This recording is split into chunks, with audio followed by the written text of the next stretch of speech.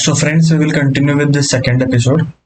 और इस स्लाइड का मैंने नाम रखा है the flow of code and importance of syntax.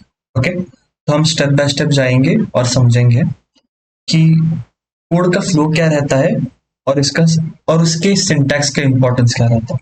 Okay, so the first point is code flows from top to bottom in logical block.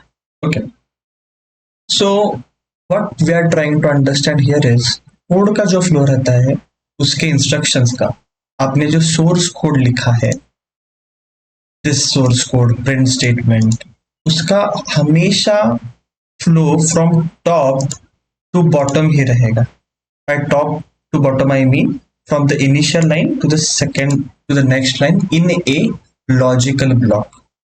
Right, logical block क्या रहता है हम उसे बाद में सीखेंगे, but for a general understanding please try to get in very clear in your mind कि code का फ्लो ऐसे ही रहे। तो हम ये समझ रहे हैं कि एक प्रोग्राम का फ्लो हमेशा टॉप से बॉटम की एक प्रोग्राम का फ्लो टॉप टू बॉटम रहेगा। सो मैं इस सोर्स कोड में कुछ और प्रिंट स्टेटमेंट्स ऐड कर देता हूँ, like hi this is first,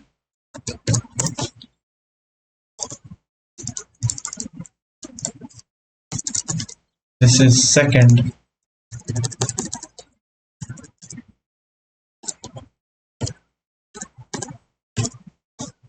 right. तो अगर हम इसे एग्जीक्यूट करना चाहें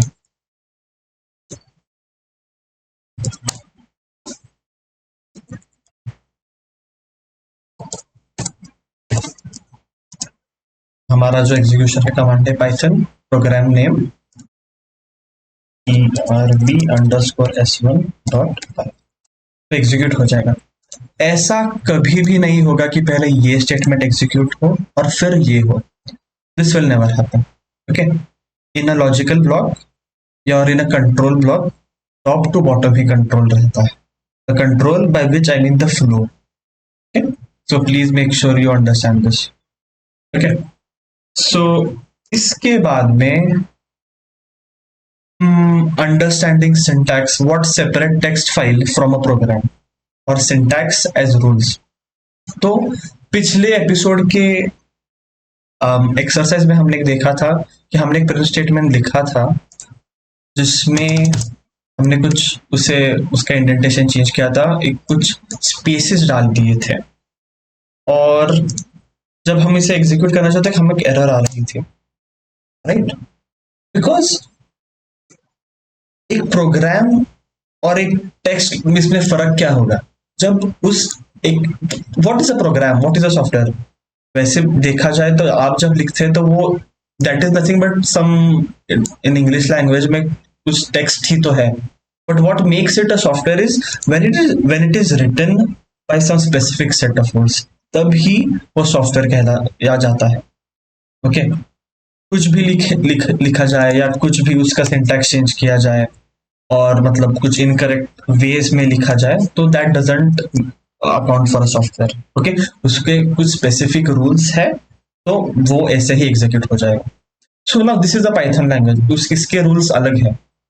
and so what makes this a software is, मैंने ये पूरा सॉफ्टवेयर एक फाइल में लिखा, उसे .py से सेव किया, .py से, और उसे एग्जीक्यूट करते वक्त मैंने पाइथन टाइप करके एग्जीक्यूट किया, तब ही वो एग्जीक्यूट हो पा रहा है, right. Otherwise it doesn't make sense.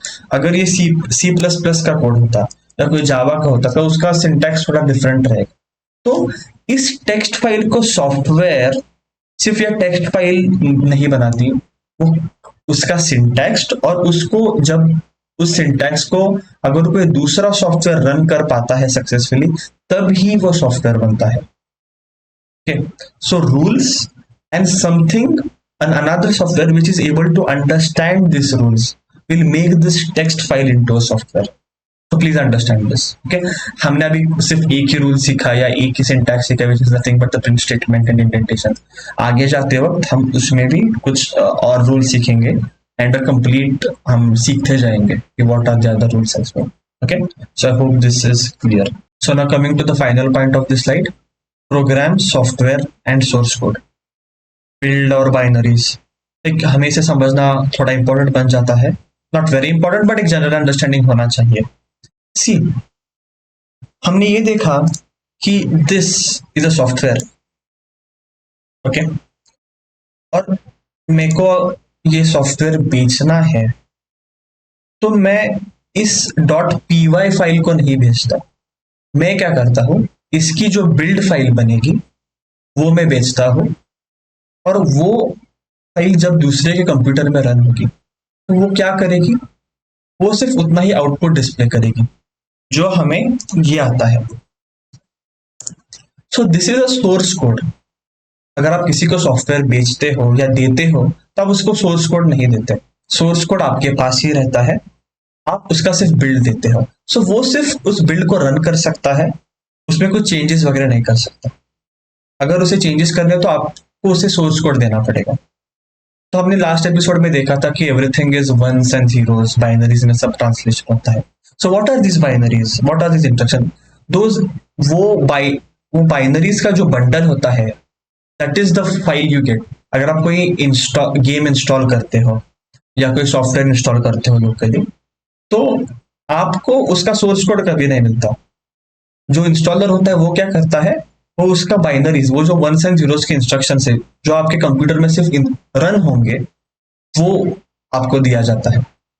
तो वो आपके कंप्यूटर में इंस्टॉल होता है. हम इसका एक एग्जांपल भी लेंगे कि like I have this software known as Figma in my computer. तो मैं अगर इसके फाइल लोकेशन में जाऊँ, ठीक है, तो this is app data local Figma में इंस्टॉल हुआ है. तो अगर मैं इसके जो फाइल्स अगर आप देखो तो उसके .dll फाइल्स है. डीएल फाइल्स में मतलब डायनामिक लिंक लाइब्रेरीज वगैरह कुछ सिस्टम के फाइल्स होते हैं. These are not source codes, ये बिल्ड्स है. अगर आप अगर फॉर एग्जांपल ये C++ में या पाइथन में लिखा होगा, अगर मेरे को इधर एक भी ऐसी फाइल नहीं मिलेगी जो सोर्स कोड की होगी, पाइथन की होगी या .c की होगी. वो सोर्स कोड उस फिग्मा कंपनी के पास ही है. उन्होंने उसका सिर्फ एक बिल्ड तैयार करके अपने वेबसाइट पे डाला है, जिस वेबसाइट से मैंने डाउनलोड किया है. So that is the difference between a source code and a build. ठीक है, तो हर सॉफ्टवेयर का ऐसा ही रहता है. आपको कोई गेम मिलता है तो आपको उसका बिल्ड मिलता है. आप उस बिल्ड में कुछ डायरेक्टली चेंजेस नहीं कर सकते unless there is some provision to do it. वो आपको वैसे ही यूज करना पड़ेगा. बट अगर आपके पास सोर्स कोड है तो आप सोर्स कोड से पूरा सॉफ्टवेयर चेंज कर सकते हो, क्योंकि आपके पास उसका सोर्स है. ठीक है, सो प्लीज अंडरस्टैंड दिस. और एक चीज थी जो समझने काफी जरूरी है, कि which is software compatibility with architecture and OS compatibility. ठीक है, तो अगर आपने देखा होगा कि एक सॉफ्टवेयर अगर मैं इंस्टॉल करना चाहूँ तो उसका same, even in for mobile apps, एक सेम ऐप का प्ले स्टोर का अलग रहता है, उसका एप्पल की स्टोर का अलग रहता है, उसके बिल्ड वेरिएंट्स. आप एक प्रकार का बिल्ड दोनों जगह पे नहीं रन कर सकते, बिकॉज उस एप्पल का आर्किटेक्चर अलग है, एंड्रॉयड का अलग है.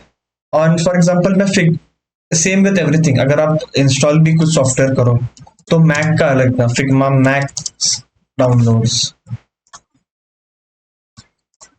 तो बिकॉज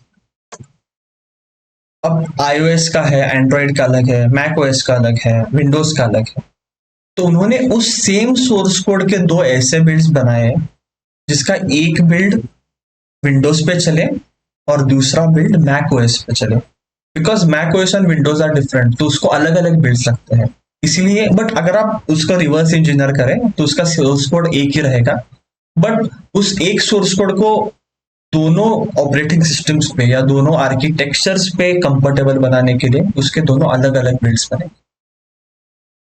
ठीक है, तो ये चीजें समझना काफी इंपॉर्टेंट है. इस पर थोड़ा विचार कीजिए, समझिए and play around with the code. Okay, thank you.